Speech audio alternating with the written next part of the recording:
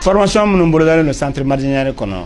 o ye coupe couture broderie ni stylisme modélisme ye ale ye san 3 ni kalo 6 kalan ye o formation tellement fana b'an fɛ ye o ye san 1 ni kalo 6 ye maquillage musorosiri coiffure o fana kalan mi centre Mardianière kɔnɔ o ye san 2 de ani kalo 6 o fana formation tellement be san 1 ani kalo 6 tatouage farafin jabi endu jabi o fana kalan bi centre Mardianière kɔnɔ no bana amina i former façon business la donc o kalo 6 à ce moment i ka diplôme sɔrɔ i bɛ se ka baara kɛ diɲɛ fan bɛɛ o kɔfɛ internat bi centre Mardianière la i bɛ se k'i den bila ka na Mardianière kɔnɔ siyɔrɔ ni dumuni a b'o bɛɛ lajɛlen sɔrɔ ni k'a ka baara kɛ centre Mardianière filɛ nin ye Falajɛ IGA sirafara la centre Mardianière bɛ Segu Médine centre Mardianière bɛ Bakɔ Jikɔrɔni centre Mardianière bɛ Korofina sirafara gitɔrɔnda la ni mɔgɔ bɛ renseignement wɛrɛ la i bɛ se ka weleli kɛ 76 12 11 18 20 20 18 20 ou bien i bɛ weleli kɛ 76 22 01 04. Bi ye tarata ye juillet kalo tile 29 san 2025 aw minnu sɔgɔlen bɛ an ka jabaraniso mandi la an ka folibaw bɛɛ lajɛlen ka kɛ n'aw wagati cogoya ye an b'aw ladɔnniya ko nin ye aw ka kunnafoni wagati selen bakuruba kunnafoniw na an ka fintigilaka minnu bɛ Sikasokaw fɛ ni o ye 2e arrondissement cɛdenw ye olu ye wulikajɔ min kɛ an da bɛna don o la fo ka taga se an ka douane cɛden minnu bɛ hɛrɛma kɔnɔna la ani an ka fintigilaka minnu bɛ Kayikaw fɛ yen nɔ olu fana ye wulikajɔ min bila sen ka yurugu wale kɛlɛ an da bɛna don o ni an ɲɔgɔnna caman na kɔkan kunnafoni olu bɛna lase aw ma aw bisimila. K'a daminɛ juillet kalo tile 11 ka taa bila tile 21 na san 2025 Sikaso kɔnɔna la 2e arrondissement cɛdenw ye tɛgɛ kɛ maa 9 na minnu si b'a daminɛ san 17 ka taa bila san 43 ɲɔgɔnna na ni maa ninnu siga kɛlen bɛ u la k'a fɔ k'u sen bɛ suyɛni wale la min kɛra Sikaso kɔnɔna la an ka fintigilakaw kɛlen kɔfɛ ka tɛgɛ kɛ ni maa ninnu na u ka laraweleliw kɔnɔna la u ye tɛgɛ kɛ moto 7 la minnu bɔ yɔrɔ ma dɔn min ye pièce détachée caman u fana u sera ka tɛgɛ k'o la ni téléphone portable 2 u sera ka tɛgɛ kɛ o fana na ni wagati in na min ye ni maa kofɔlen ninnu ye u bɛ an ka kiri tigilamɔgɔw ɲɛkɔrɔ wa an ka fintigilakaw y'a jira fana ko u bɛna na sɛgɛsɛgɛliw bila sen kan maa o maa ni e de nɔ yera nin ko la k'i k'a bila i kunna i ni ɲangini min ka kan o bɛna da i kan.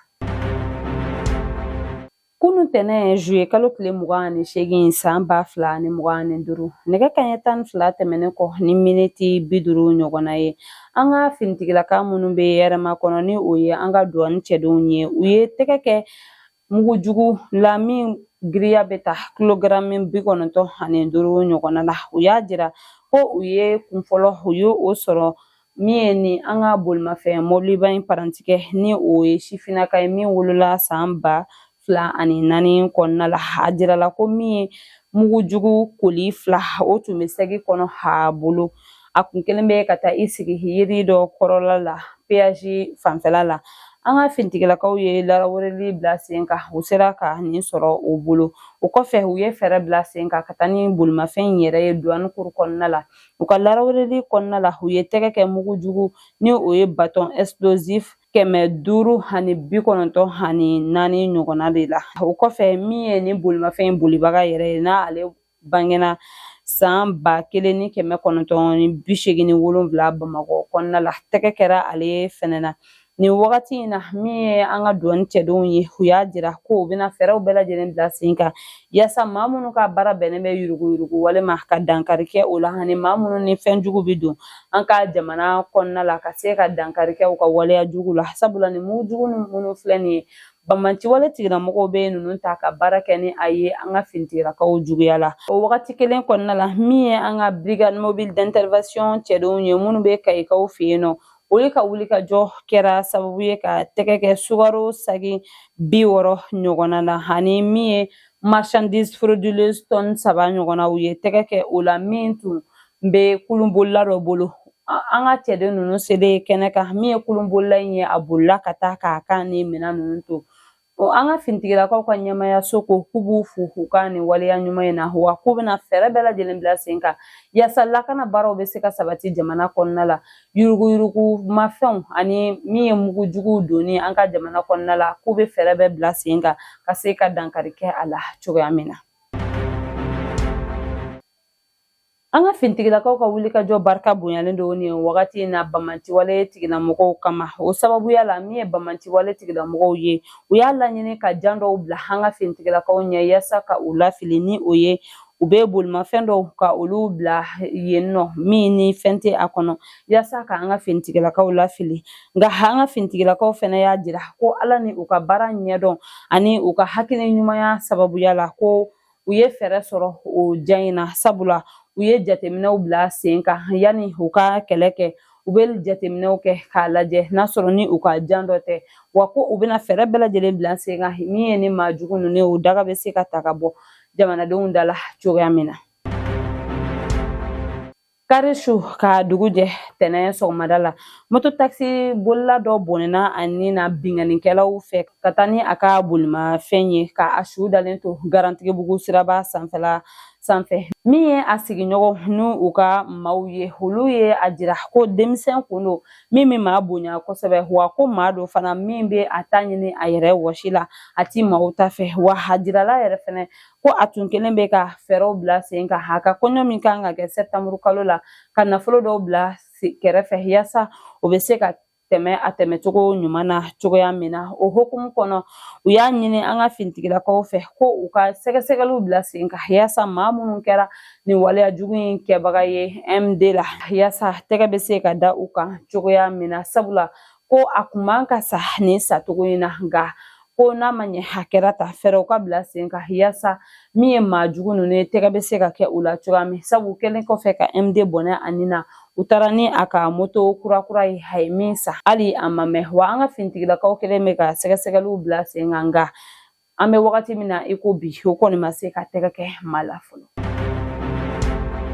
An ka lakana minisiri ni an ka protection civile ministre général de division Dawud Ali Mohamedine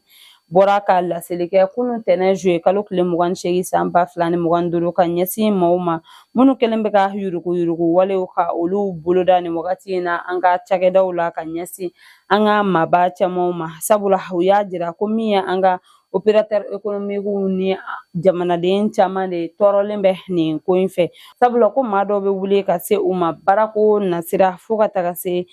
sɛbɛnfura ko min bɛ dilan u ka cakɛdaw la ani marché public ko u ka nafolo di u ma yaasa u bɛ se ka u baaraw kɛ u ye cogoya min na ko waleyaw don min kelen bɛ ka degun belebele lase an ka maa caman ma u ka cakɛdaw la o hukumu kɔnɔ a ye welewelemada kɛ ka ɲɛsin an ka opérateur économiques fo ka taga se jamanaden bɛɛ lajɛlen ma Mali fantan ani naani bɛɛ lajɛlen na ko bɛɛ ka i janto ko ni fɛn min bɛ jamana kun kan ko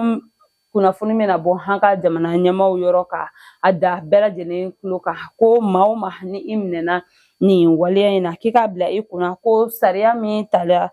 janvier kalo tile 19 san 1998 na ko i bɛna ɲange ni o sariya sun ye sabula ko nin bɛ kɛ sababu yɛrɛ jamanadenw bɛ danayabaliya ta ka ɲɛsin jamana ka cakɛda baarakɛlaw ma an ka jamana kɔnɔna la. Madame Cham Mariam Daɲɔ bɔra ka damakasi sɛbɛn don min ye Kati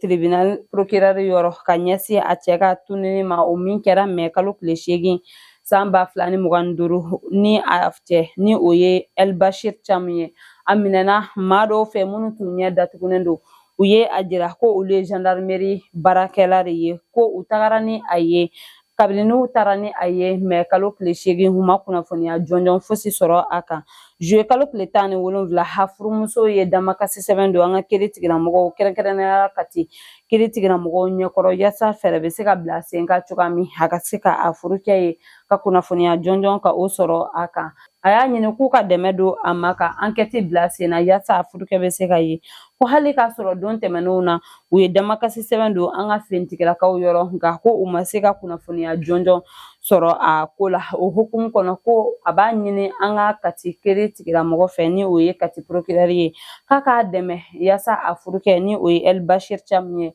a bɛ se ka ye cogoya min na. An ka jamana ɲɛmaaw bɔra ka laseli kɛ k'a jira ko samiya daminɛ ni sisan cɛ ko ji tiɲɛni fanga bonyara kosɛbɛ sabula u y'a jira ko min ye inondation 13 o de kɛra kaba pɛrɛn 3 fo ka taga se min ye fiɲɛkoloba ci kelen ani maa 10 olu bɔnɛna u ni na nin ko in sababuya la wa fana ko min ye maa 3,870 ɲɔgɔn na ji ye tiɲɛni don olu de ye kunna o hukumu kɔnɔ an ka jamana ɲɛmaaw y'a jira k'u kelen bɛ ka fɛɛrɛw bila sen kan yaasa min ye ji tiɲɛni a fanga bɛ se ka dɔgɔya cogoya min ɲinan samiya donda in na o hukumu kɔnɔ u bɛna jɛkulu bila sen kan yaasa ni ji ye tiɲɛni don maa minnu kunna dɛmɛ ka se ka don u ma teliyala cogoya min ani fana u bɛna na an ka dingɛw ka olu bɔ yaasa ji ka se ka tɛmɛ a tɛmɛcogo ɲuman na u bɛna na to ka SMSw bila bɛɛ lajɛlen ka telefɔniw kɔnɔna la o baaraw bɛna kɛ ni an ka opérateur téléphonique ka dɛmɛ de sababuya la yaasa an bɛ se ka ji bɛ se ka kɔlɔlɔ min lase an ma samiya donda in na an ka se ka o dɔn ani ka fɛɛrɛw bila sen ka teliya la yaasa an bɛ se ka kisi o ma cogoya min wa u bɛna kalanw fana bila sen kan ka kunnafoniw di jamanadenw ma yaasa an bɛ se cogoya min na ka kisi ji ka tiɲɛni ma an ka jamana kɔnɔna la ko kunnafoniw bɛna bila an ka arajosow n'an ka telesow la yaasa an tulow kana na fama kunnafoni ma ji ka tiɲɛni ko nasira ta fanfɛla la météo maaw bɔra ka laseli kɛ k'a jira ko ji kɔni bɛ ka na nin wagati in na dɔɔni dɔɔni nka ko bɛɛ lajɛlen k'a dɔn ko ji caman nali bɛ kɔfɛ ka na o hukumu kɔnɔ ko an k'an janto an yɛrɛ la an ka ji tɛmɛsiraw an ka olu bila ko an kana na taa an sigi badaw walima kɔdakolow la sabula k'o bɛ se ka dankari kɛ an ka ɲɛnɛmayaw la wa fana ko ni san bɛ ka na maa si kana fɔ k'i bɛ taa i jɔ yiri kɔrɔ ko i bɛ san na don ye sabu o bɛ se ka dankari kɛ an ka ɲɛnɛmaya la. Tayiru Ba ni ale y'an ka bɔlɔlɔsira baarakɛla ye ale minɛna kunun tɛnɛn juillet kalo tile 28 san 2025 k'a sababuya kɛ ko a ye nɛnini kumaw fɔ an ka bɔlɔlɔsiraw sanfɛ min bɛ dankari kɛ an danbe ani an ka tabiyaw la a kan ka jɔ an ka kiiri tigilamɔgɔw ɲɛkɔrɔ septembre kalo tile 29 ka se ka a yɛrɛ ɲɛfɔ cogoya min na kunnafoniw y'a jira ko nin tɛ a siɲɛ fɔlɔ ye sabula ko don tɛmɛnenw na ni o kɛra octobre kalo tile 30 san 2023 ko a tun minɛna k'a datugu k'a sababuya kɛ ko a ye kumaw fɔ min bɛ se ka kɛ fitinɛ wulili sababu ye an ka jamana kɔnɔna la. Kunun tɛnɛn juillet kalo tile 28 san 2025 an ka premier ministre général de division Abdoulaye Mayiga ni an ka région 19 gouverneur mu ye lajɛrɛ kɛ lajɛrɛ min kɛnɛ kan u kumana fɛn caman kan ni o dɔ ye gɛlɛya min bɛ u kan u ka sigida kɔnɔna la u ka se k'u da don o la cogoya min na ani fana jamana ka cakɛda minnu bɛ ka jɔ u ka région kɔnɔna la fɛn minnu bɛ ka u bali ani o baara bɛ ka taa taabolo min na ani fana jamana ka nɔrɔbila minnu bɛ an ka région ninnu kɔnɔna la degun ni gɛlɛya min bɛ u kan terrain sanfɛla la u ka se ka ɲɛfɔli kɛ o la fura ka se ka sɔrɔ a la cogoya min na o hukumu kɔnɔna la min ye an ka région 19 gouverneur ninnu ye u ye folikan belebele lase an ka premier ministre ma a ka nin baara ɲuman in na wa fana u y'a jira ko jamana ye olu sigi o yɔrɔ la u bɛn'u seko n'u damayira bɛɛ lajɛlen kɛ baara min kalifalen bɛ u la ka se ka o baara kɛ hakɛcogo ɲuman na cogoya min na wa fana ko jamanadenw mago bɛ fɛn o fɛn na u bɛna fɛɛrɛ bɛɛ lajɛlen bila sen kan yaasa ka se ka o dɛmɛ lase u ma cogoya min na. An ka sanfɛ kalanso minisiri professeur Burema Kansaye tun bɛ an ka centre d'intelligence artificielle et de robotique la Bamakɔ kɔnɔna la ni o bɛ ka jɔ yaasa min ye a kalandenw ye u bɛ se k'u ka kalan kɛ hakɛcogo ɲuman na cogoya min ani ka baara bila sen kan ani ka robow dilan olu bɛ se ka kɛ dɛmɛ ye cogoya min na an ka jamana yɛrɛ ma. Abdoulaye Arama ni ale ye architecte ye a y'a jira ko u ye so jɔ ka se 100 sarala 50 ɲɔgɔnna de ma a y'a jira ko lo ninnu u kun ye san kelen-kelen de ta lo ninnu bɛɛ lajɛlen jɔli la nka ko gɛlɛya kunkurunin de donna u senkɔrɔ o ye u bila retard la nka ko baara bɛ ka taa ɲɛfɛ halisa wa ko u bɛna fɛɛrɛ bɛɛ lajɛlen bila sen kan yaasa a baaraw bɛ se ka ban teliya la cogoya min na an ka sanfɛ kalanso minisiri ye a ɲini u fɛ k'u ka fɛɛrɛ bɛɛ bila sen kan baara in bɛ se ka kɛ teliya la cogoya min na yaasa min ye nin yɔrɔ kalandenw ye ni o installé bɛ an ka école d'administration kɔnɔ nin wagati na u bɛ se ka taa u daga yɔrɔw la ka taa a baara kɛ teliya la yaasa ka dɛmɛ ka o lase an ma kɛnɛyako lakanako ni sɛnɛko ni a ɲɔgɔnna caman sira fɛ cogoya min wa a y'a jira fana ko a dalen bɛ a la siɲɛ wɛrɛ ni a taara yɔrɔ nin lajɛ ko o bɛna kɛ a kurumo karili de ye yaasa ni maa ninnu bɛ se ka nin baara kɛ teliya la cogoya min sabula ko dɛmɛ belebele de don Mali yɛrɛ ka ɲɛtaga la. Bɛn ni kelenya hakilina kɔnɔna la kunun tɛnɛ juillet kalo tile 28 san 2025 coordination des fractions IDNA ni olu bɛ gunamukaw fɛ yen ni o ɲɛmaa ye Cherif Ag Amana ye ale ye sɛbɛnfura ci ka ɲɛsin El Ansar ɲɛmaa ni o ɲɛminɛlen bɛ Abdulmajid Ag Mohamed Ahmed Al Ansari ni bɛɛ lajɛlen bɛ ale wele Nasser ni ale ye inspecteur des douanes ye k'a jira a la ko u b'a fɛ ka don u ka jɛkulu kɔnɔna la yaasa bɛn ni kelenya min ni o kuma bɛ fɔ an daw la u ka se ka ye an kɛwalew la cogoya min na min ye a Cherif Ag Amana ye a y'a jira k'u labɛnnen don ka jɛkulu in ka sariyaw bɛɛ lajɛlen k'a bato wa fana ko jɛkulu in bɛ ka kɛlɛ kɛ fɛn o fɛn kama u labɛnnen bɛ ka u dɛmɛ o la yaasa an bɛ ka bɛn ni kelenya kuma min fɔ u ka se ka ye an kɛwalew la cogoya min na ani fana sigikafɔ o ka se ka kɛ damu ye cogoya min na ko olu kɔni na bɛnnen bɛ sanga ni wagati ka se ka don jɛkulu in na ni o ye Kel Ansari ye IDNA ɲɛmaayaso ko u sigilen bɛ ka Kel Ansar ɲɛmaa ka jaabi makɔnɔ yaasa u bɛ se ka jɛ ka baara kɛ ɲɔgɔn fɛ cogoya min na bɛn ni kelenya hakilina kɔnɔna la i n'a fɔ an ka jamana ɲɛmaaw bɛ k'a laɲini maliden bɛɛ lajɛlen fɛ cogoya min na Mali yɛrɛ ka ɲɛtaga kama. O b'an ta an ka kɔkan kunnafoniw na an bɛ taa Gana kɔnɔna la Gana jamana ɲɛmɔgɔw kɛlen bɛ ka fɛɛrɛ bɛɛ lajɛlen bila sen kan ka u ka finitigilakaw k'olu bila u ka jamana fantan ani naani bɛɛ lajɛlen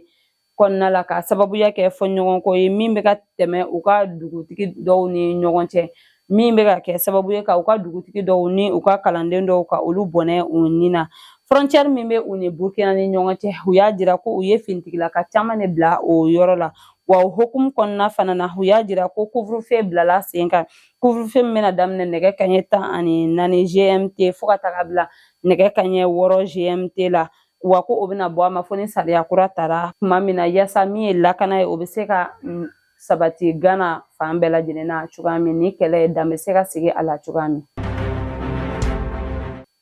N'an bɔra an bɛ taa Senegal ka kɛɲɛ ni bamanciwale tigilamɔgɔw ka waleya juguw ye u ye min kɛ juillet kalo daminɛ la Maliba kɔnɔna la kɛrɛnkɛrɛnnenya la Diboli ni o ni Senegali ma jan min ye Senegal jamana ɲɛmaaw ye u ye sariya kura ta k'a jira ko min ye moto ni nɛgɛso bolili kɔnnen don k'a daminɛ 0h fo ka taga se nɛgɛ kanɲɛ 6 ma Bakel ni a dafɛ dugu bɛɛ lajɛlen kɔnɔna la yaasa min ye lakana baaraw ye olu bɛ se cogoya min na ka sabati Bakel ni a nɔkan dugu bɛɛ lajɛlen kɔnɔna la u ye nin sariya in ta juillet kalo tile 24 san 2025 yaasa min ye bamanciwale tigilamɔgɔw ye u kana se ka don u ka jamana kɔnɔna la ka taa u ka jamanadenw ni tɔɔrɔ.